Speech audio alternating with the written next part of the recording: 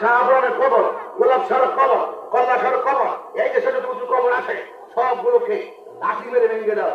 যে ব্যক্তি এই কথা কয় সেই ব্যক্তি কি ইমানদার হতে পারে? বলি আল্লাহর সঙ্গে দুশ্মনী করলে কি আল্লাহ পাওয়া যাবে? স্বয়ং মালিক যুদ্ধ ঘোষণা করেছেন। হ্যাঁ, যে ব্যক্তি বলে নবীজির আব্বা আম্মা জাহান্নামী, নাউযুবিল্লাহ জোরে কর না। ওনার নাম হলো আব্দুর রাজ্জাক বিন ইউসুফ, আহলে হাদিসদের বড় ঠাকুর।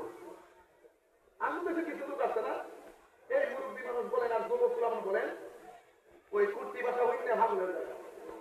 আমরা কি ঘুরে আসতে পেরেছি দুনিয়াতে? এত বড় আগে বলদের কথাগুলো বলার কি বাংলা বানায় বানায় কথা তো সাইড দিনে আইসে কই পড়াইছে ঘরে ভিতরে বয়ে একটা ভিডিও বানিয়ে ছেড়ে দেয়।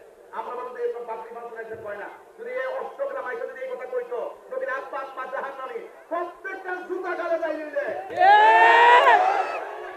কথা কর ঠিক না ঠিক? সিভার মতো কই আছে একটা ওই ইরান যুদ্ধ হয়েছে না, পুরা ইরানের বিরুদ্ধে অবস্থান বুঝলি? আমি বলছি যে ইরানের আকিদা যেটা হোক সেটা হোক, যুদ্ধ যখন হবে ইহুদিদের সাথে, সে যেই ধরনের হোক না কেন, আমরা সকলে ঐক্যবদ্ধ হয়ে তাদের ইহুদিদের বিরুদ্ধে আমরা অবস্থান নিব। মুসলিমের পক্ষে আকিদা না, মুসলিমের পক্ষে। সে যদি হিন্দু হয়, তার উপর যদি জুলুম করা হয়, এই অস্ট্রেলিয়ার কোন হিন্দুর বাড়ি যদি অন্যায়ভাবে পুড়িয়ে দেওয়া হয়, কোন খ্রিস্টানের বাড়ি যদি অন্যায়ভাবে পুড়িয়ে দেওয়া হয়, সে যদি মুসলমান হয়, তাহলে আমরা ওই মুসলিমের পক্ষে জালেমের বিরুদ্ধে আমরা অবস্থান নিব। আমাদের চিন্তা